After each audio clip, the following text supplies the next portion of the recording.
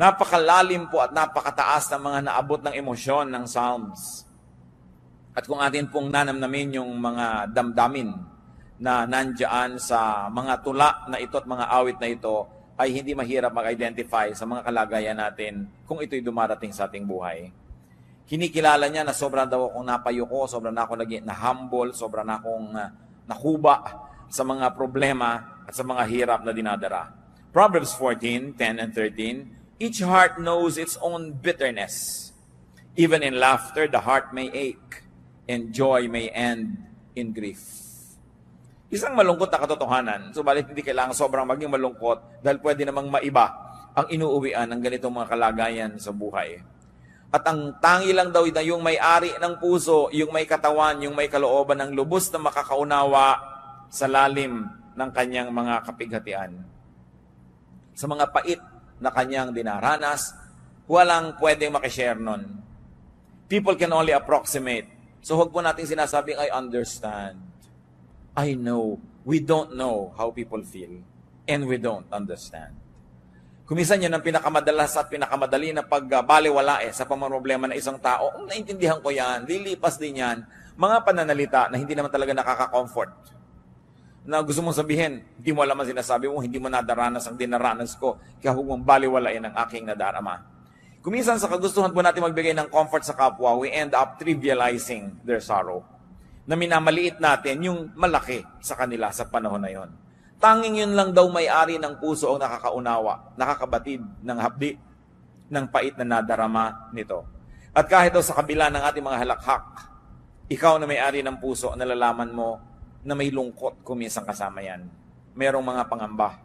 Na kuminsan nagsasaya ka lang, kaya mga tao naglalasing, kuminsan nagpa-party, kuminsan nagwawala, nagkakalat. They're trying very hard to be happy or to appear happy or to sound happy because they know that they are not. Kaya sabi niya, alam niya, even in laughter, the heart may ache. Meron talagang nadarama ang isang puso at may mga kabigatan. Baliwala na ito ay itanggi. Dapat tanggapin mo, malungkot ako ngayon. I feel down and out. I don't feel nice. I feel low. I have such low self-esteem. Or I am sad. I feel dejected and rejected and alone. Yung pagkilala po niyan, isang unang hakbang na para tayo makaahon sa ating kinalalagyan. Another thing we do when we are down and out, limit your load. Kahit po mga tulay, makikita natin sa highway, load limit, 15 tons. Sa maliliit na tulay, 10T, nakalagay yon. Ibig sabihin, 10 tons, 10,000 kilos ang kaya lang dalhin ng tulay na yon. Laging may load limit. Kung may dala kayong carry-on baggage, sinusukat-sukat pa yan o lampas ka na sa timbang dahil ito lang ang iyong limit. At ang puso po ng tao may hangganan ng kaya niyang dalhin na pighati. Respect your load limit. Huwag tayong magpaka-superman or superwoman when we are not. Huwag nating pagmukhaing magaan kung hirap na tayo. Kailangan na bawasan ang pinapasan ng tao. Lalo't ang pinapasan ay kasalanan, hindi mo na madala-dala, kailangan magbawas ng mga kasalanan para gumaan-gaan ang ating nararamdaman. Psalm 38 verse 4, my guilt has overwhelmed me like a burden too heavy to bear. Wala na yatang bibigat pa na dalahin kesa sa guilt. Yung inuusig ka ng iyong budhi, napakahirap dalhin yan. At kung nilalasing mo ang iyong sarili, nililibang mo ang iyong sarili para malimutan mo ikaw nagigilty, lalo lang yan bumibigat. At kung tayo po ay nasa isang uri ng ginagawa natin na lalong nagpapabigat ng kalagayan, what is important to do is to get out of the game. Kailangan nakikita natin, ano ba yung source ng aking sorrow? Ano yung source ng aking mga pagiging down and out? Kailangan magbawas ako nito. Tanggalin ko ito o tumakas ako mula sa ganitong mga kalagayan. Ecclesiastes 11:10, so then, banish anxiety from your heart and cast off the troubles of your body. So sabi, kailangang pilitin mong bunutin mula sa puso mo yung mga nakatarak na mga balaraw. Hindi yung ang lagi mo na lamang na idolo ay ang Mater Dolorosa, no, na mayroong 7 punyal na nakatarak sa kanyang puso. Tingnan mo naman ang facial expression. Di ba talagang nagkanda bigat-bigat na? Hindi dapat yun gayahin. Hindi dapat na napakarami mong pinapasan.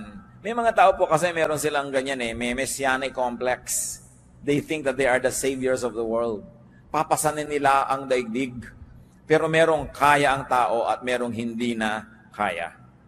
Kung meron tayong activity na sobrang stress ang ibinibigay sa atin, stop. Have a break. Have a vacation from it. Kung meron tayong mga relasyon na talagang stressful, putulin, wakasan, o bigyan muna ng recess, bigyan ng break. Kailangan isara ang pinanggagalingan ng mga nagpapahirap. The Arabs have a saying, close the door that brings in the draft. Yun daw, pinto na pinapasukan ng ambon, ng hangin, ng ulan na isara. At bakit pinto? Kasi wala mga bintana ang bahay nila. No? Sa Arabian Peninsula, the architecture there, wala talaga mga windows. So ang isasara nila, pinto, sa atin, bintana. At tayo kasi may mga media agwa, bihira tayong tinatamaan ng ulan papasok sa bintana, di ba? Pero sa kanila, basta umulan kasi hindi kasama sa plano ng architecture nila, pasok agad sa bahay nila. So sabi nila, close the door that brings in the draft, even the wind that you don't like. Mga kapatid, kung sakasakali that you're feeling down and out, or you're about to feel down and out, i-identify nyo agad, saan nagmumula itong feeling na ito? Sino ang nagdadala nito sa buhay ko? Anong activity ko ang pinagmumulan nito? At agad-agad ninyong itigil, isara, bitawan, pagpaalaman, dahil hindi marapat na patuloy kayong magdala ng load hanggang mag-break. Marami mga nagbe-break Kahit yung mga circuit breakers. May load lang dapat ang isang bahay na dinadala niya ng kuryente. Kaya tayo may fuse. Pag sobrang pumasok na kuryente, hindi kakayanin ng load, magtitrip ang fuse. Titigil sa pag-andar para i-protect yung bahay sa pagkakasunog. Ang katawan natin, may load yan ng pagod, kaya natutulog. Kaya itinutulog yan, kasi sinasabi ng katawan mo, tapos na ang load mo, hanggang dyan ka na lang. Ano nangyayari po sa mga nagda-drugs? Kadalasan 3-4 na araw walang tulog. Kakaya nilang tumayo na walang tulog. Pero tingnan nyo, para sila mga naglalakad na kalansay. Kasi hindi talaga kaya ng katawan, artificial lang yung power. At lahat ng bagay na artificial, may bayad. May singil. Ang hindi ipinagpapahinga, ipagpapahinga mo rin yan. Kaya yung talagang ayaw magpahinga, nagkakaroon ng karamdaman. Wala nang magawa dahil talagang hindi na kayang bumangon. Babawi at babawi ang katawan sa mga utang natin sa Kanya. So what could be giving you load? Limit your load. You have to be kind to yourself. Another thing to do when we are down and out is to share your burden. You not only limit your burden, but you also share your burden with a friend. To confide in a friend is very important. Napansin niyo po ba na kuminsan maihingan niyo lang ang problema niyo sa isang napagkakatiwalaang tao kahit wala siyang ibinigay na payo, kahit hindi siya nagpautang, kahit wala siyang ibinigay na tulong, gumaan na? That's important to have friends. Friends divide our sorrow and they multiply our joy. Kaya pag tayo po may mga dinedevelop na mga friends, una, we enjoy the friendship. 2, they enjoy our friendship. And 3, if you have not yet relied on that kind of friendship, you are just saving for a rainy day. Nakakailanganin mo isang kaibigan na pwede mong pagkatiwalaan, pagsabihan ng mga problema mo na hindi mo masabi sa iba, nakakagaan. Deuteronomy 1:12, but how can I bear your problems and your burdens and your disputes all by myself? Sabi, hindi ko kaya yan mag-isa. Kailangan meron akong kasama. Kailangan meron akong katuwang. Ecclesiastes 4:10, if one falls down, his friend can help him up. Kung wala kang ginawa kundi magyabang sa iyong kaibigan, magpa-impress, magpasikat, paano mong aaminin sa kanya ang iyong mga suliranin? Paano ka magpapatulong sa mga kabigatan? Kaya kailangan meron ka man lang 1 o 2 tao sa mundo na hindi mo ini-impress. Yung kung ano ka lang yun ang pagkakaibigan ninyo, hindi yung kung ano yung akala niya tungkol sa'yo. Kasi talagang pag namang problema na po ang tao, ang pinakamahalaga, yung may makakaharap ng tao, hindi mo kailangan magkunwari. Hindi mo kailangan magbalat kayo. And it is a gift of God to have at least one person like that in your life, na maaamin mo ang mga ipinakakalihim-lihim mo sa buhay. At kung minsan, malaman lang niya yun at malaman mong alam niya, napakalaking tulong na sa iyong buhay. Ecclesiastes 4:10, but pity the man who falls and has no one to help him up. Hindi daw ang tunay na kahabag-habag. Friends can be angels, especially in difficult moments. And friendship in the Bible is very precious. Proverbs 17:17, a friend loves at all times, and a brother is born for adversity. Kaya daw may kaibigan, kaya tayo may mga kapatid, para sa mga panahon ng kagipitan. Bagamat dapat ang nagsasabi nun, yung tumutulong, hindi yung nangangailangan ng tulong. Pag mo sinabing, that's what friends are for. Dapat ang nagsasabi nun, yung tumutulong, hindi yung nangangailangan. That's what friends are for, kailangan tulungan mo ako. Naiiba yung value. Yung ikaw yung tumutulong, ayaw niyang tanggapin. So that's what friends are for. Nandito ako para katulungan. Ang nagsasabi niyan po yung tumutulong. No? Hindi natin inuobliga ang mga kaibigan natin, that's what friends are for. Therefore, ay momolestyahin kita. But a friend loves at all times. At kung minsan, ito po ang pinaghihinanakit ng mga tinatawag nating non-Christians, mga unchurched, mga hindi born again, sa mga kaibigan nila na born again. Na nagkaroon na ng kondisyon ng pakikipagkaibigan. Hindi na kita kaibigan kung idolatrous ka. Hindi na kita kaibigan kung ang baptismo ay ganito lang, hindi katulad ng baptism ko. Hindi na kita kaibigan pag ganito ang doctrinal stand mo sa ganyang bagay, sa ganung bagay. Nagkaroon ng patakaran ng pakikipagkaibigan. Samantalang sa Bible mismo sinasabi, a friend loves at all times. At kung nangangailangan po tayo ng modelo, hindi ba sapat pa at lampas-lampas pa ang Panginoong Hesus na modelo? That while we were yet sinners, He loved us. So why can't born-again Christians love people who don't share their convictions? Why can't born-again Christians not love people who don't share their religious color? Nilalagyan natin ng patakaran. Dapat nga, mas kaya mong umibig. Mas kaya mong magmahal dahil meron kang Kristo sa iyong puso. Pero yung iba, kumikitid talaga ang isip. Akala lang, ibig sabihin na maging born-again Christian, Bible-based Christian, evangelical Christian, maging judgmental. Na pagka hindi ka nakakaabot sa aking mga pamantayan na pang-religyoso, hindi ako makikipagmabutihan sa iyo. I will treat you like a pagan, like an outsider. Nababaligtad. Dapat ang Kristiyano, mas kaya nating umibig ng walang patakaran. Sapagkat yun ang pag-ibig ni Jesus sa atin. At yun ang pag-ibig na minodelo ni Jesus na dapat tularan ng lahat ng nananalig sa Kanya. Proverbs 27 verse 10, better a neighbor nearby than a brother far away. Aanin mo nga naman ang kapatid mo na talagang mamamatay para sa iyo, pero ang layo. So maraming panahon daw, higit lalong mabuti ang isang kaibigan ng isang kapitbahay na malapit kaysa isang kapatid sa laman na malayo naman. At sabi pa nga ng Proverbs 18:24, there is a friend who sticks closer than a brother. May mga kaibigang higit pa sa kapatid kung magmahal. At yun ang mga kailangan natin Bihirang-bihira na iiwan ka ng kaibigan mo Mas marami pa ngayon iniwan ng asawa kaysa iniwan ng kaibigan. Kaya hindi ibig sabihin na kayo nag-aasawa na wala na kayong kaibigan. Although your asawa should be your best friend, no? Pero kailangan may kinukultivate ka rin na ibang friendships. Kasi pag nagka-problema ka ngayon sa asawa mo, kanino ka na ngayon sasandal? Kanino ka na ngayon tatakbo? Kanino ka na hihingi ng tulong? Kailangan ang tao hindi nagsasara ng mga pinto niya sa mga mahahalaga niyang relasyon, lalo ang pakikipagkaibigan. Pero, at ito'y napakalaking pero, yung mga dati niyong kaibigan, no? Hindi niyo na dapat ipagpatuloy ang pakikipagkaibigan kung may asawa na kayo. At yung mga dating mga kaibigan, hindi na kayo dapat umaaten sa kasalan ng mga kaibigan ninyo na magpapakasal. Kasi day nila yun nang aagaw ka pa kumisa ng eksena ng bride o ng groom dahil ipinaggigiitan mong yung sarili. Kasal nila, nandun ka. Nakaka-offend. At may mga nakita na akong ganyan.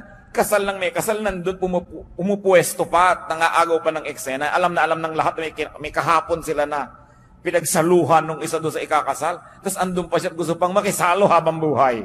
No? Kailangan lumalagay tayo sa lugar. But friends without the romantic connection must be maintained and kept. And they can give us balance also. So, have, and keep friends. Kung maglalagay tayo ng therefore sa mga pinag-uusapan natin, kailangan ng tao talaga may mga kaibigan. Mapalad yung mga tao na yung kalagayan nila sa buhay ay mas madaling makipagkaibigan. Kasi meron pong mga kalagayan na hindi ganun kadali na makipagkaibigan. Hinihingi ng inyong kuminsan ng mga tungkulin na maging mailap kayo ng konti sa mga tao dahil may pinangangalagaan kayo na integridad ng inyong mga tungkulin. Pero mas higit na mapalad yung mga hindi kailangan gawin yon sapagkat mas madali sa kanila ang makipagkaibigan. What else should we do when we're down and out? Get and receive help, which is what we have been talking about anyway. Kailangan ang tao tumatanggap ng tulong. Paminsan-minsan, hindi yan masama. Ang masama lang, kung wala na tayong ginawa kundi sumandal, maging pabigat sa kapwa natin. Pero there are moments. Job 16:20, my intercessor is my friend as my eyes pour out tears to God. So kung sino ang nag-i-intercede for us, those who are praying for us, those who are standing between us and other people, our intercessors, they are friends. So how can we develop friendships? Help others when able. Isaiah 41:6, each helps the other and says to his brother, be strong.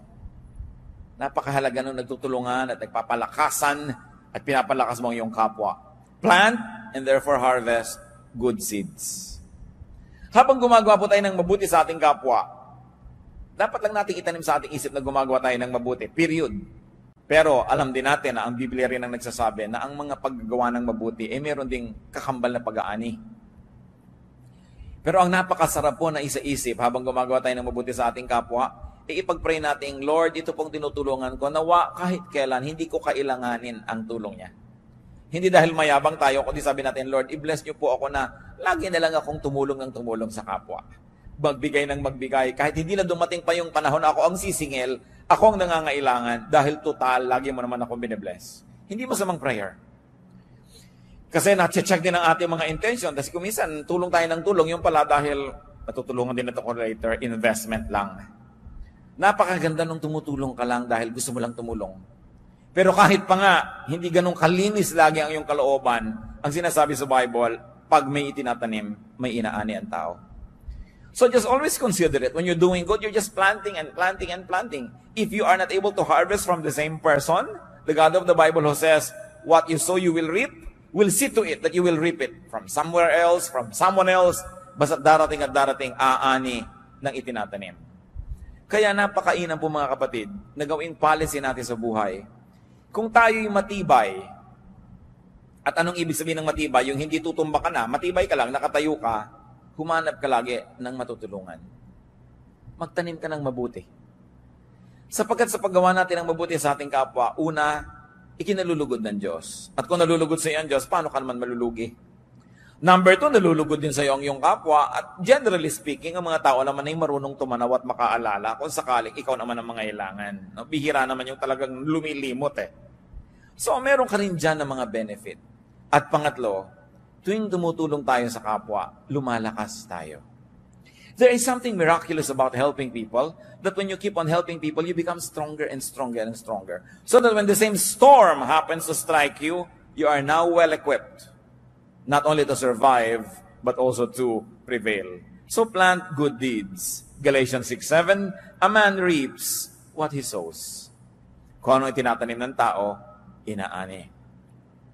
2 Corinthians 1:3-4, praise be to the God and Father of our Lord Jesus Christ, the Father of compassion and the God of all comfort, who comforts us in all our troubles, so that we can comfort those in any trouble with the comfort we ourselves have received from God. Parang masyadong verbose, pero ang ibig lang sabihin, pag nagko-comfort ka ng iba, pag ikaw naman ang nangailangan, you will also be comforted. Either the people that you have comforted will comfort you back, or other people that you have not comforted will comfort you, or in any of the case, God will cause you to be comforted. Walang pagbibigay ginhawa sa kapwang nagigipit, walang pagbibigay tulong ang hindi sinusuklian ng langit ng gantimpala. What else do we do when we are down and out? Seek God. Madalas, yun lang pala ang dapat gawin kasi nagiging paalala ng kalangitan sa taong nakakalimot yung mga kanyang pagiging down and out. Sometimes feelings of inadequacy and failure, even ill health, danger, are just reminders from God that we are forgetting Him. At ipanalangin natin na hindi na kailangan natin ng mga dramatic reminders from God para lang tayo magbalik loob at maalala siyang muli. Dahil talaga namang 99.99% ang taong nagigipit, nagkakasakit, nagkakaproblema, biglang nagiging makadiyos muli. Biglang-biglang nagiging relihiyoso na naman. Biglang-biglang nagiging madadasalin. at gustong ipagdasal din siya ng iba, biglang nabubuklat uli ang mga inaanay na Biblia, at biglang umaattend uli ng mga religious services na matagal na hindi sinisipot pag ang tao ay sobrang nagigipit. Kaya yung pagiging gipit din po mga kapatid, kung ang nagiging bunga ay nagbabalik loob tayo sa Diyos, yan man ay pagpapala. Pero ipanalangin natin, huwag na tayong dumating sa ganon, na talagang inilugmo ka, pinaluhod, binugbog para lang duguan kang bumalik sa pana ng Diyos. Dahil talaga ang tao, pagka wala nang maipagyabang, yun na lang ang huling gagawin magbalik loob. Humingi ng tawad at humingi ng habag. Napakasarap yung ang ganda-ganda ng buhay mo, ang ginahawa, tapos ang lapit-lapit mo pa sa Diyos. Yung hindi ka na kailangan magkaroon ng mga panganib at hirap para lang lumapit muli sa Diyos. So pag down and out po tayo, isa rin dapat nating isipin, baka paalala to ng Diyos, na sobra na ako nagiging mayabang, sobra na ako nagiging makasarili, o iniaasa ko na ang kaligayahan ko at ang ikabubuti ng buhay ko sa kapwa-tao ko lamang at nalimot ko na yung Diyos, that God is no longer in the equation. Psalm 121 verses 1 to 2. I lift up my eyes to the hills. Where does my help come from?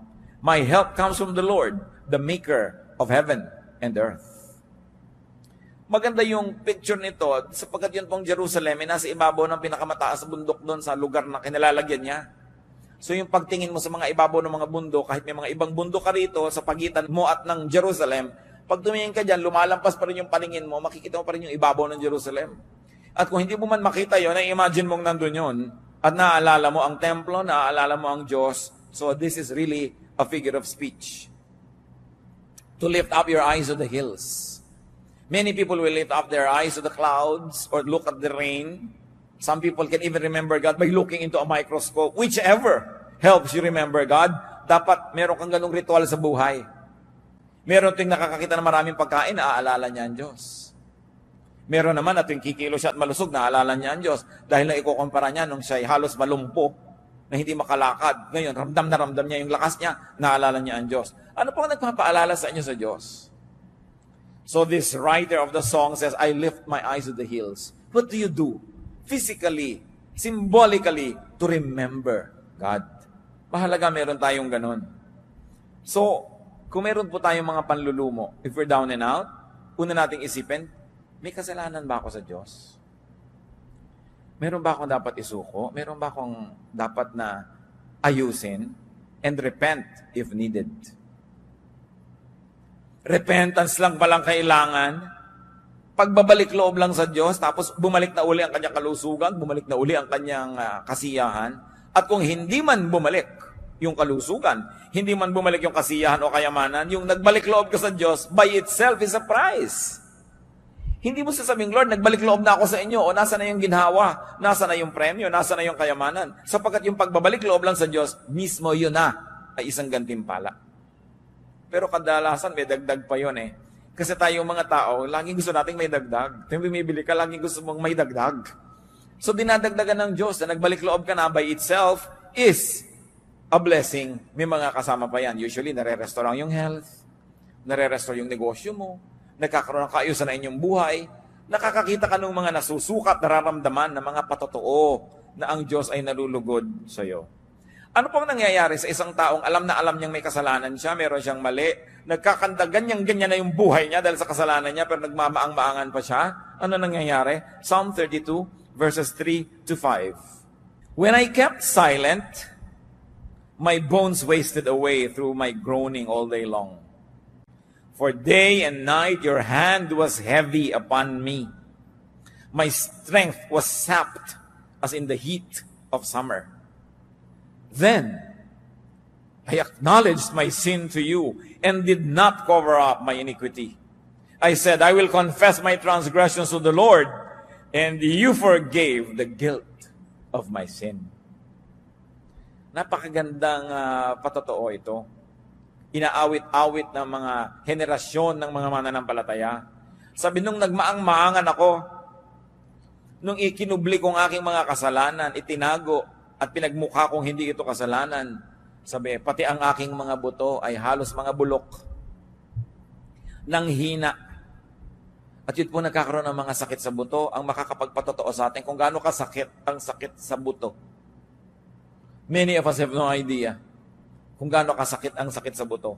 Sabi niya, my bones wasted away through my groaning all day long. At bakit daw? Dahil gabit araw, dinadaganan ako ng inyong kamay. Ano mangyayari sa isang taong dinadaganan ng kamay ng Diyos? Yun lang talikuran ka ng Diyos, napakalaki ng hirap yan. Yun lang hindi dinggin ang yung mga panalangin, yung pangdaganan ka ng kamay ng Diyos. Wala kang susulingan. Hindi ko alam kung naranasan niyo ng madaganan, matulog kayo na mayroong isang kabambigas na nakadagan sa inyo. No? Isang kabambigas lang ngayon, gaano kabigat ang Diyos? Kung tutuusin. So sabi, habang ikinakaila ko yung kasalanan ko, habang nagmamatigas ako, habang pinagpipilitan ko yung akin, at ayaw kong sundin ang yung kalooban, yan ang nangyari sa akin. Dinaganan ako, pinisa, pinipi, no? ng inyong kamay. Subalit, sabi niya, nung aminin ko ang kasalanan ko, at di ko na pinagtakpan pa ang aking sarili. Tinanggap ko ang aking pagkakamali at hiningi ng tawad. Sabi ganon, nung ako'y humingi ng tawad at nagbalik loob, pinatawad mo ako agad. At inalis mo ang bigat na nakadagan sa akin. You took away the guilt of my sin. Yun ang bigat Napakabigat. Bakit yung bigat ng loob, no? Hindi mo naman matimbang. Kahit sumakay ka sa timbangan, ang bigat ng loob mo, hindi naman nakukuha ng timbangan yung bigat Pero alam mong napakabigat. At alam mo na kung ang gaan ang kalooban mo na halos magsayaw ka palaka dahil ang gaan. So ang sinasabi dito mga kapatid, bakit naman natin pinapatagal yung bigat? Lalo't kung alam naman natin ang pinagmumulan ni kasalanan. Lalo't kung alam natin ang pinagmumulan ng isang negative attitude, isang maling pananaw, ba't hindi na lang isuko yan? Total, susuko ka rin dahil hindi ka naman mananalo, Diyos yun Pinapatagal mo lamang ang pahirap sa sarili. Sabi, isuko yan. When I confess my transgressions, you forgave the guilt of my sins. Hindi nga hininga ng bayad Confession lang. Aminin mo lang at magbalik loob ka. So what do we do when we are down and out and we have found out that it's because of our personal sin? Seek and receive restoration.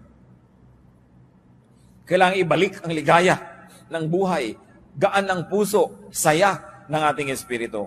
Psalm 51:12, dalangin ng isang taong nalayo ang loob sa Diyos, restore to me the joy of your salvation and grant me a willing spirit to sustain me. Ibalik mo sa akin ang ligaya ng kaligtasan. Kasi nawala ang saya. Pwedeng mangyari yan sa isang taong nakaranas ng kaligtasan ng Diyos. Yung magkagiba-giba pa yung puso, magkalungkot-lungkot pa.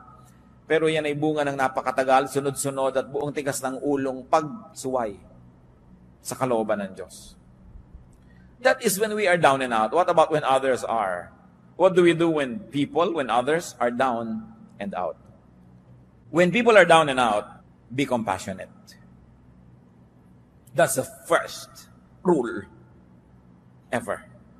Maging mahabagin. Colossians 3:12, as God's chosen people, clothe yourselves with compassion, kindness, humility, gentleness, and patience. Be compassionate with people. Hindi yan panahon para manisi. Hindi yan panahon para magpasikat. Nakita mo, tama ako.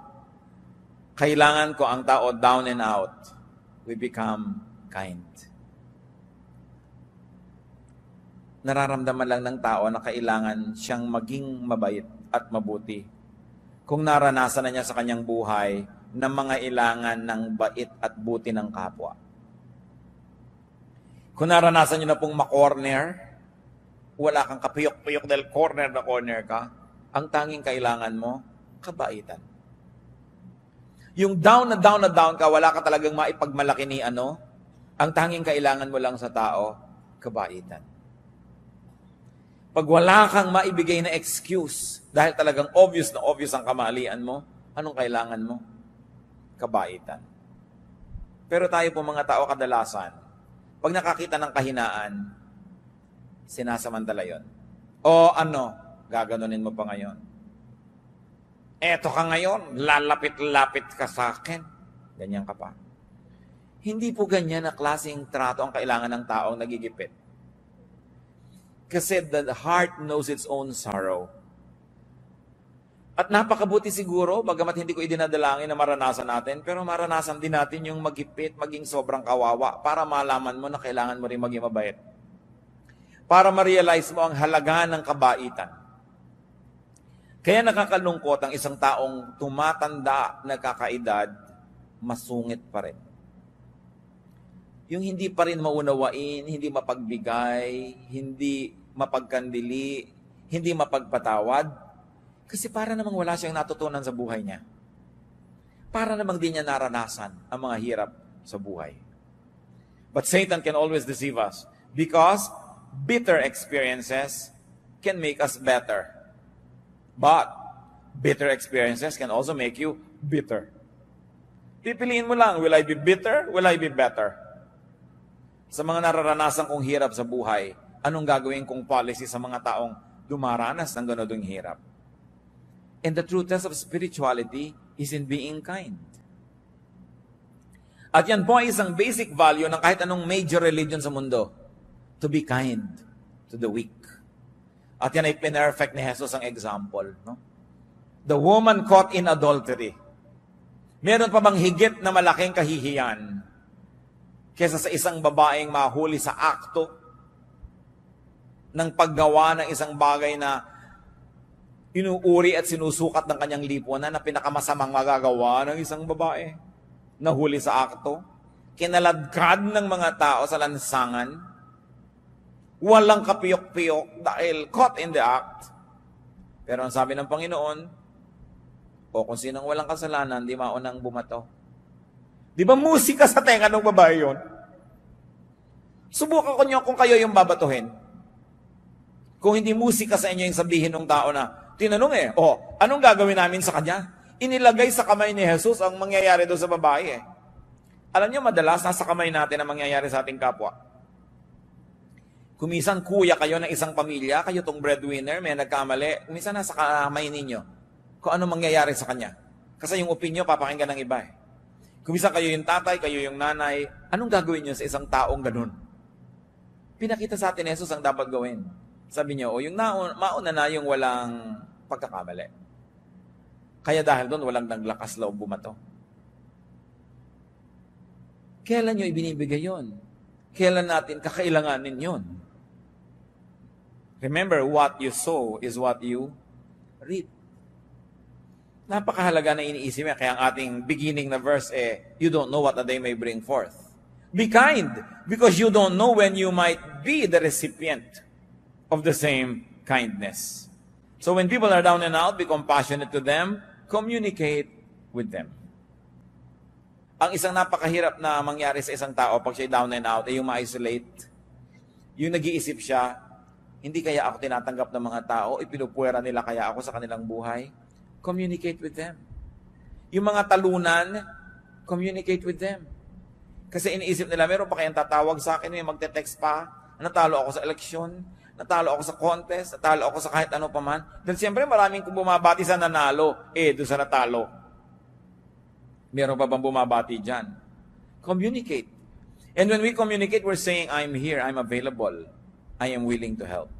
Galatians 6:2, carry each other's burdens, and in this way you fulfill the law of Christ. So be kind-hearted, be gentle. Ephesians 4:2, be completely humble and gentle, be patient, bearing with one another in love.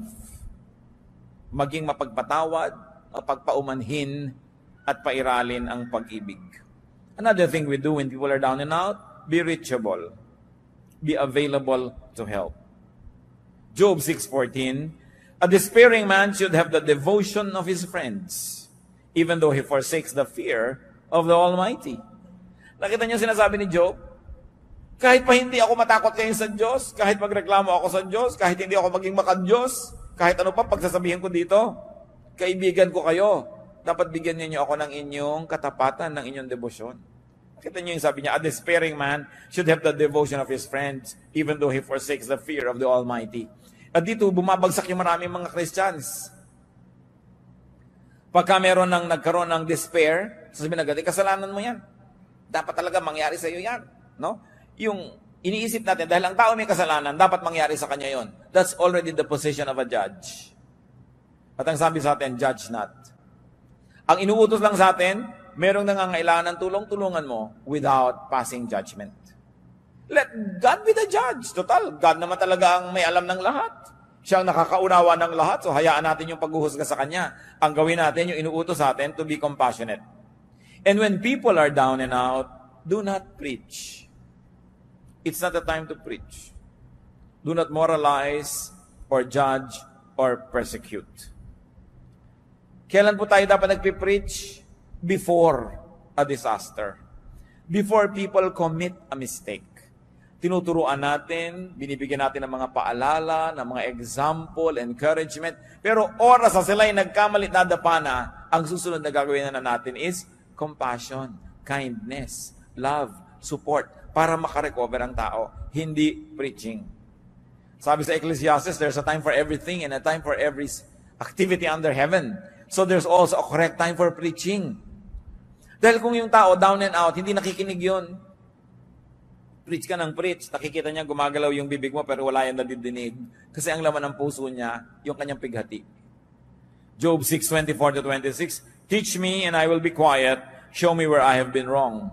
How painful are honest words. But what do your arguments prove? Do you mean to correct what I say and treat the words of a despairing man as wind? Ano pa yung context nitong si Job? Nung siya ay dinapuan ng kotakot-takot na dilubyo sa buhay, bagamat alam natin siya ay mabuting tao sapagkat siya dumaan sa pagsubok. May 3 siyang matatalim na kaibigan na naglakbay ng malayo para makiramay sa kanya. At napakaraming araw at gabi ang lumipas na umupo lang sila doon kasama ni Job, walang kakibo-kibo, nakikiisa sa kanyang pighati. Subalit, matapos ang ilang araw, nagsimula na silang magsalita, isa-isa, walang humpay, taking turns. At isa lang ang sinasabi nila kay Job. Nagkaganyan ka, siguradong may kasalanan ka, aminin mo na. Yun lang ang sinabi nila, pagkahaba-habang poetry, basahin mo, ang daming mga stanzas, pero yun lang, hindi pwedeng magkaganyan ka kung righteous ka. Siguradong may mali ka. Anong malay nila? Alam na alam natin because the Bible writers tell us that Job went through a trial. Anong malay mo kung isang tao very righteous pala and going through a trial? Ba't mo i-judge? Kaya sabi nitong si Job, napakasakit na inyong mga salita. Ano ba ang gusto niyong gawin ngayon? Ituwid niyo lahat ng mga sinasabi ko at baliwalain niyo ang lahat ng aking mga pangangatuwiran. Ang ipinagpipilitan ninyo, dapat mangyari sa akin to dahil meron akong kamalian. At marami po ko alam mga kapatid, mga Christian na naman, pupunta sa may sakit na malubha. Kawawa ka naman, sister, ito ang pinya, o ito ang ganito, ito ang ganyan. Mamaya, sister, baka naman may dapat kang i-confess. Wala. Bakit ka nakaganyan? Kung hindi ka may kasalanan. Mamaya talaga inuusig-usig na niya yung nakahiga doon. Mabuti pa, di na lang siya dumalaw. Kasi, kung totoong may kasalanan yung tao, hindi na siya kailangan paalalahanan. Alam na niya yon. At kung kayo may sugat, gusto niyo bang dinudot-dot po? Ay, may sugat ka. Ito yung sugat mo. Didiin mo pang ganun. Hindi mo kailangan yun, sensitive ka na nga. Ang kailangan mo ay kabaitan ng tao. At hindi ko man naging mabait sa iyo, ay magpapalusot ka na sa Diyos. Lalo ka nga nagigilty kung mabait yung kaharap mo, di ba? Kung hindi ka inuusig, mas nagiging defensive ka nga kung usig siya ng usig. Siyempre, offensive siya, defensive ka. Pero kung walang offense, there'll be no need to be defensive. And people can be more open to the ministration of the truth. So, if people are down and out, it's not a time to preach. Mga kapatid, kung magpipreach kayo sa isang taong nagkamali na, ibig sabihin, hindi kayo nag-preach bago siya nagkamali. Ibig sabihin, marami kang pinalampas sa pagkakataon, doon ka dapat nagturo, doon ka nagbigay ng patotoo, doon ka nagbigay ng example. Pinalampas mo, tapos ganyan ka pa magtuturo kung kailan nagkamali na. It's not a time for that. Although, I believe that there's a time for another preaching. There is a time for another reminder, but not during the moment of crisis. Because the person will not be mentally and emotionally receptive to you. What else do you do when people are down and out? Be discreet. Be silent. And be tasteful in helping others. Lalo yung mga counselors, you must never talk about your counselees. Except, of course, in a clinical record, because some groups, churches, have clinical records of counseling. It's also one way to monitor what kind of counsel the people get. It's a way to monitor what kind of counseling the counselors dispense. So some records are kept, but identities are kept secret. Kailangan discreet ang tao. You don't drop names that you help.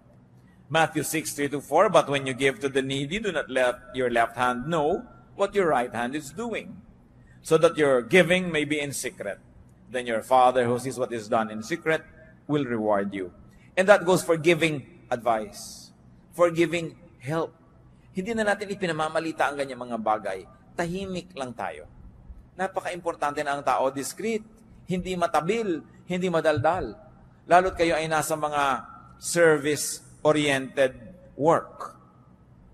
Kung kayo halimbawa ay nagre-retoke ng muka, yan ang inyong hanap buhay, may nire-retoke ka ngayon dito, huwag sabihin, si ano nga, niretoke ko yun eh. Si ganito, niretoke ko. Dahil hindi ka pagtitiwalaan ng nire-retoke mo, hindi, ipamamalita mo rin pala siya. May mga taong ganoon, hindi marunong mag-keep ng mga names. They are just too glad and too foolish to blurt out sensitive information. So it's important to be discreet when you are helping, when people are down and out. Kaya po yung iba, kahit nasasabog na ang dibdib, hindi makapagsiwalat at hindi makapagbulalas sa takot na idaldal nyo.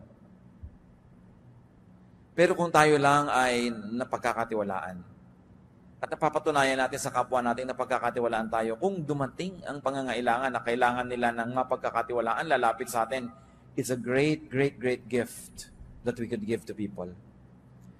I will place that among the top 3 gifts that you could give to others, that they trust you. And if you're really trustworthy and they trust you, can you imagine what kind of gift you give them? You assure them that they can trust you and they can share things with you. Anong luwag ang maibibigay natin sa tao? Anong uri ng ginhawa ang maibibigay natin kung tayo ay napagkakatiwalaan? And of course, what else do you do when others are down and out? Of course, pray for the person in need. James 5:16, therefore confess your sins to each other and pray for each other so that you may be healed. The prayer of a righteous man is powerful and effective.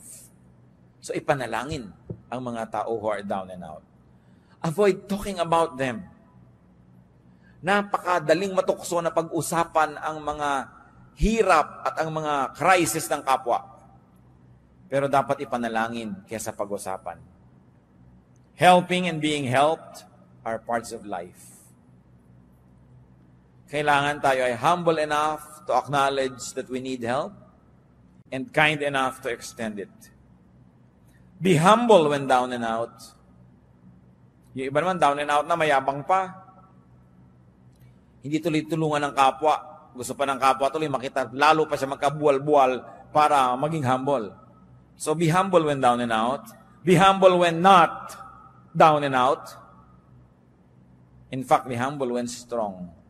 Because you don't know what a day may bring forth.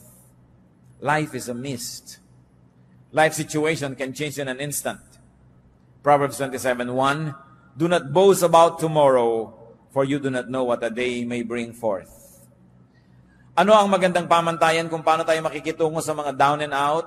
Simple lang mga kapatid, kung paano nyo kayo gustong pakitunguhan kung kayo ang down and out.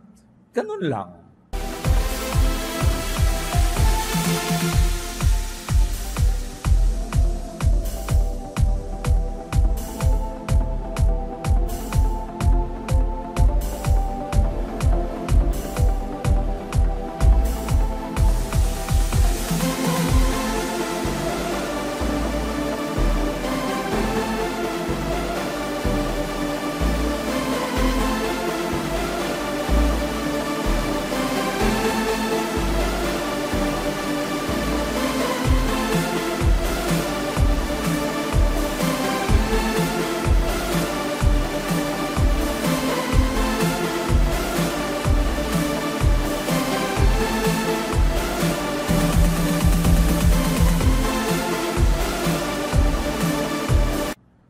Paano nyo itatrato yung mga anak ng kapwa nyo na nagkamali? Simple. Paano nyo gustong itrato ng ibang anak nyo? Kung yung anak nyo ang nagkamali. Paano nyo itatrato yung mga nadapa? Simple. Kung paano nyo gustong maitrato kung kayo yung madapa. Be kind and gentle. Be ready to help and be willing to be helped. Aming Diyos, salamat sapagkat kayo yung Diyos na nagtuturo ng mga maraming mga practical na bagay sa buhay. Na bagamat ang buhay na ito ay maaring mapuno ng mga hirap, mga pagsubok, pasanin, hindi naman nawawala ng tulong na available from you and from your teachings. Turuan niyo kami, Panginoon, na maging mabait sa aming kapwa, maging sa aming sarili. Magbawas kami, Panginoon, na nagpapabigat sa aming buhay. Turuan mo kami ngayon, Panginoon.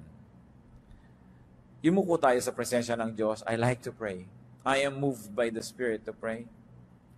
Nais ko ipag-pray ngayon ang mga kapatid nating sa ating pagbubulay-bulay at pag-iisip, lalo naging malinaw sa inyo, na meron kayong mga pabigat sa buhay na kayo rin naman na may kagagawan.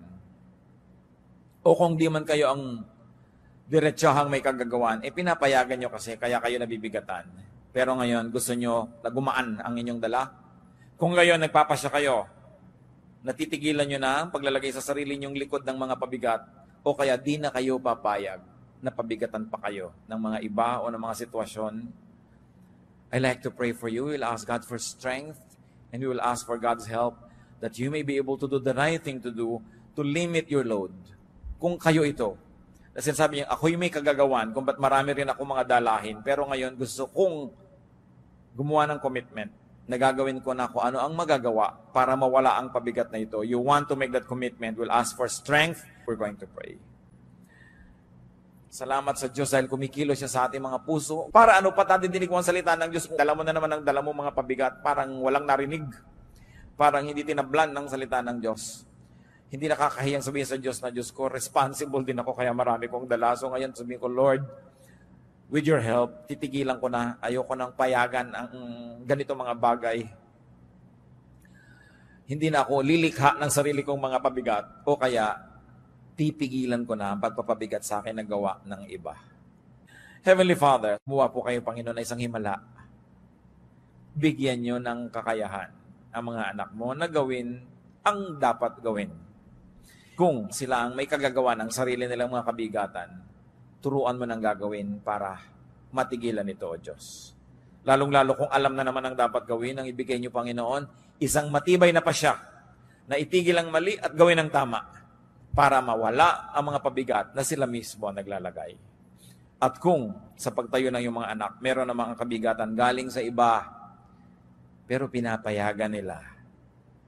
Ang kahulugan ng pagtayong ito, Panginoon, na ayaw na nilang payagan ito, they will say no.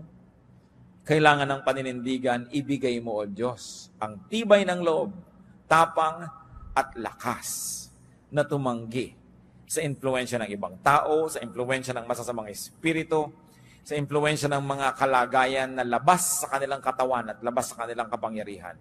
But to resist, you have said it, O God, resist the devil and he will flee from you. By standing up, many of your children would like to resist the work of the devil in their lives. O Lord, give us the wisdom to know specific steps, what to do and what not to do, para huwag payagan ang patuloy na pagpapabigat sa buhay na galing sa labas. Ang pagtayong ito, Panginoon, napakasimpleng gawin ng isang katawan, subalit isang sagisag ng pagkilalang kailangan ng iyong kapangyarihan.